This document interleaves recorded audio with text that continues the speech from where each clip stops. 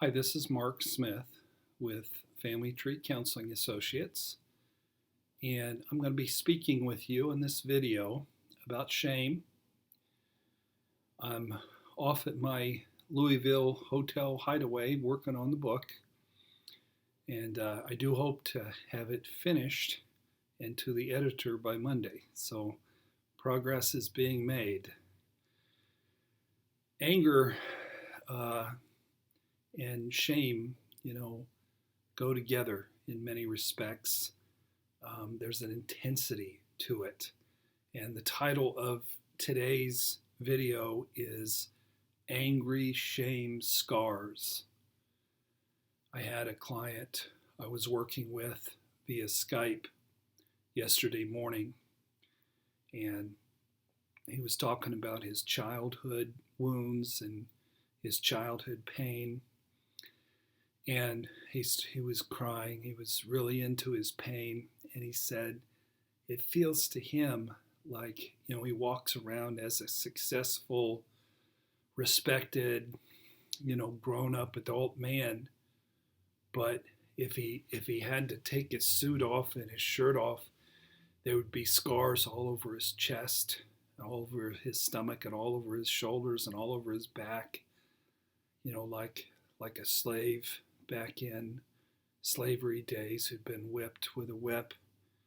And the scars are from abuse in his childhood, from being shamed, from being the object of disappointment, and from various types of abuse. And I just thought that was a very powerful metaphor, because shame really does scar the spirit and the soul. And deep childhood shame wounds can metaphorically sort of look like angry looking scars that nobody can see unless you have your shirt off.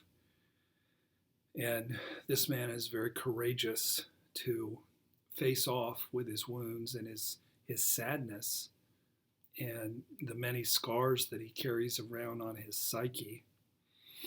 In life, not everybody is created equal. I believe that almost everybody has a whole fistful and then some of issues. Sometimes people come to therapy and they think they're coming for a little carpet and paint, and they need actually to have a major rehab done on their marriage and on themselves as individuals. And they don't think they're very dysfunctional, and they certainly don't think they're broken, but they're broken. And most people in our culture have a great deal of dysfunction, and that's normal.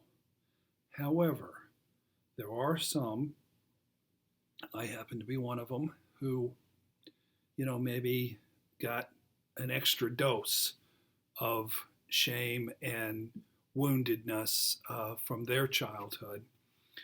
And life is harder and there's more pain. The more wounds you have, the younger you have those wounds in your childhood. So shame scars, they create a sense of distrust of the universe. You view the world as dark, and there's almost a paranoia, and you have a negative way of viewing and interacting with the world. It feels like people are sort of out to get you, and nobody's out to get you, but it feels that way. Shame scars can cause you to not be able to really sense or see any positive redemptive qualities in your spouse, even though there might be many, but you just can't see it. You have a very harsh voice that was pointed at you from your parents, from your mother or your father, or both. And those harsh messages became a voice that you have within yourself that you use on yourself, and you beat yourself up. But that harsh voice then also can be used on your spouse, on your children, on your employees, on your friends. Shame scars can cause you to be very defensive and very irrational and very dug in and caused you to really try to viciously counterattack when it feels like you're being attacked. And in couples therapy, somebody will come in, a spouse will come in, and they'll very pleasantly bring up an issue and talk about their feelings. And somebody who has some internal shame, they're being critiqued this much, but they're feeling and seeing and hearing, I'm being attacked this much.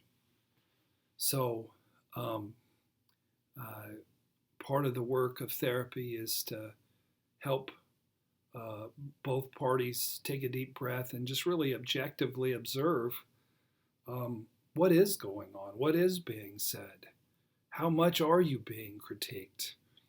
And it's so freeing to not have to interrupt, to not have to set the record straight, to sit back and just listen and know this is my significant other's reality.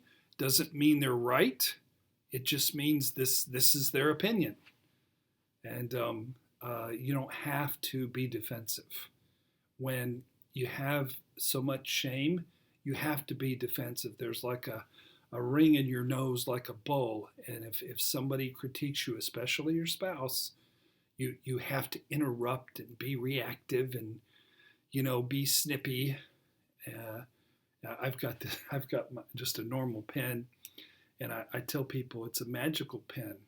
And at the airport where they scan with a wand for metal, well, I scan for emotional reactivity.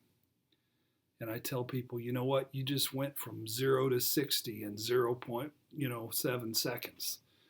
So take a deep breath and look at what it is that's pushing your buttons here. Shame scars can keep you from smiling. They can make you not be able to trust. They can keep you from being able to make friends. They can keep you from having fun. They can keep you from forgiving. They can keep you from nurturing your spouse, yourself, your children. And certainly, shame keeps you from being able to love yourself. So, shame scars can cause you to basically cut off your nose to spite your face. I've had people, say, come on, let's go, let's get a divorce. And they don't want a divorce. But they're being defensive and reactive, and they're acting like they want one.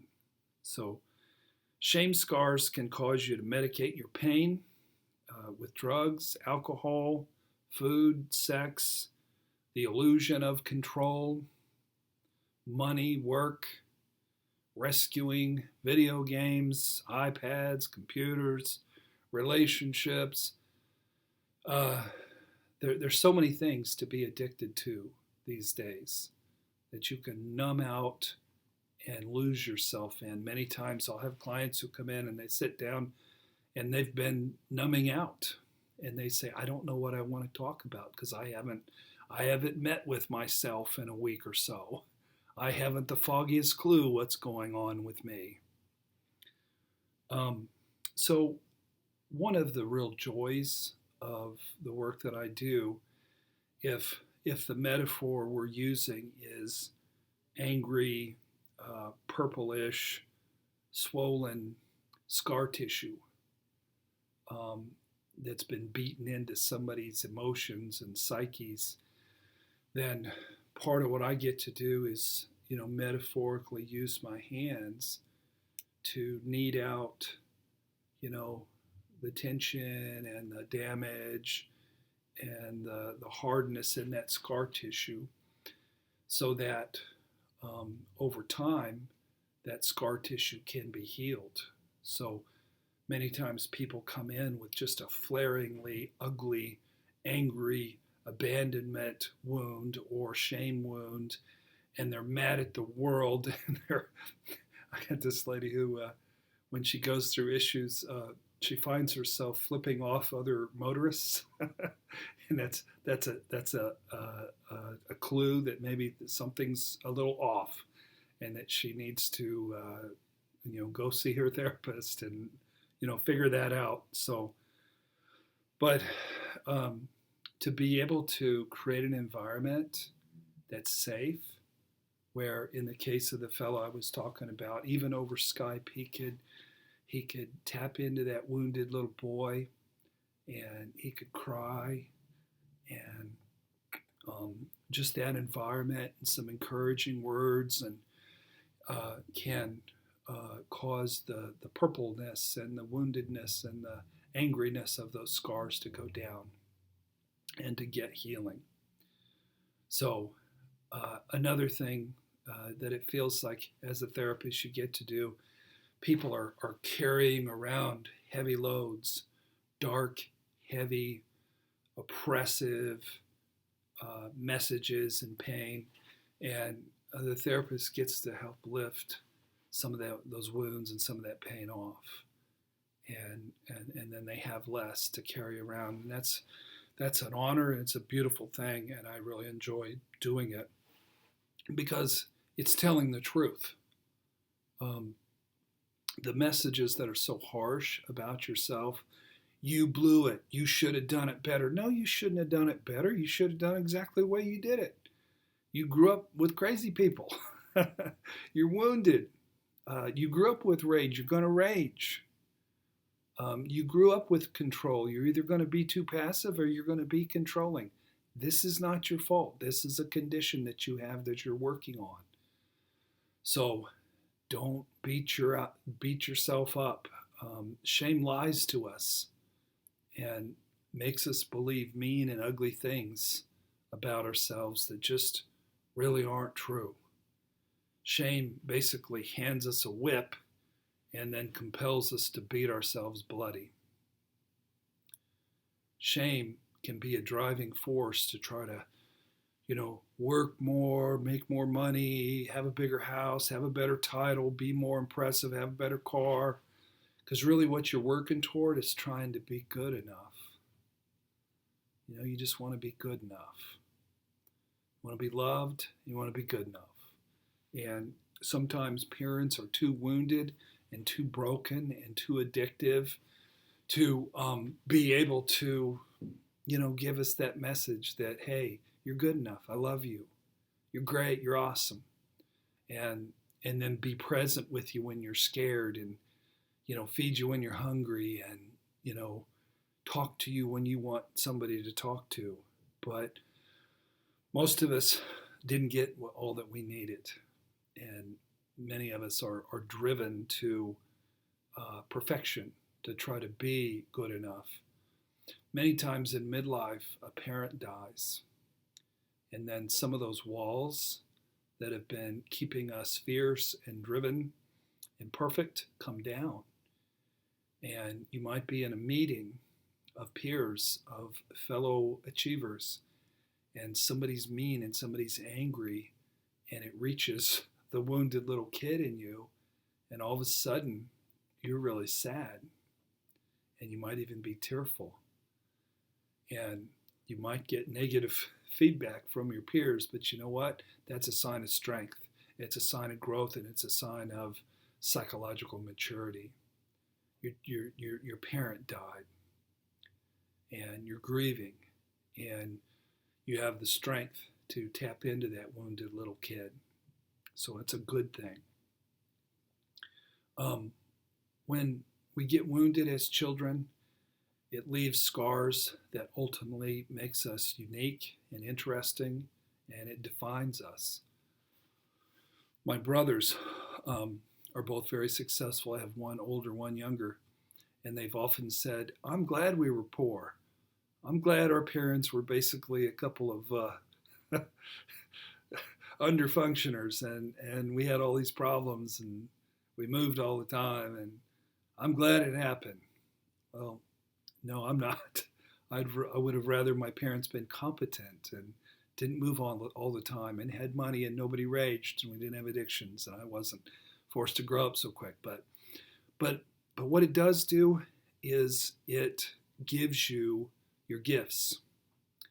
I'm sort of happy that and blessed that Um, the things that I've learned about abandonment and shame and marital issues and divorce and not being a victim and so many issues that I've been blessed enough to learn about through my clients, through my own work on myself. It's as if the Smith family and our problems are really being used to help people all over the world. And that's a wonderful thing because it's a small world. This video go out tonight and somebody will watch it. And I think we have 162 countries that have watched our YouTube videos. And I think one of my staff members said there's only something like 190 something countries. So it's amazing. People will read blogs and read ebooks. And so I'm just blessed to be able to take some of my family's craziness and brokenness and be able to help people with it. It's a wonderful thing. And it's sort of your uniqueness and your scars is sort of a badge of honor in a way. Galloway Cannell, a great poet, wrote, "Never mind, the self is the least of it. Let our scars fall in love." And that's the truth, unfortunately. eHarmony has it wrong. We don't fall in love because we have 26 matching characteristics. And we both like tennis. That's not why we fall in love. We don't even fall in love primarily because of looks. You fall in love because their brand of crazy matches your brand of crazy. You fall in love because the scars that you got growing up match the scars that this one over here is going to be dishing out in 7 to 10 years. And you know who she is, even though right now it's all sweetie pie, sunshine and roses. That's the nature of love. So our scars are exactly the part of us that's in charge of falling in love. And however we're loved by our parents, we're going to pick somebody to love us as poorly or as well as that. And for most of us, that's pretty bad news. Because that's what love is. It's giving us a chance to continue the work. Your parents might have passed away. They might have changed. Maybe they're nicer now. Maybe they're healthier now. But when you were little, that's the important thing, is who they were then, how they acted then. So if we were brutally wounded in childhood, you're going to be brutally wounded in love relationships. And if you get rid of the first guy, don't tell yourself that second guy is going to be Prince Charming, because he's going to be brutally wounding.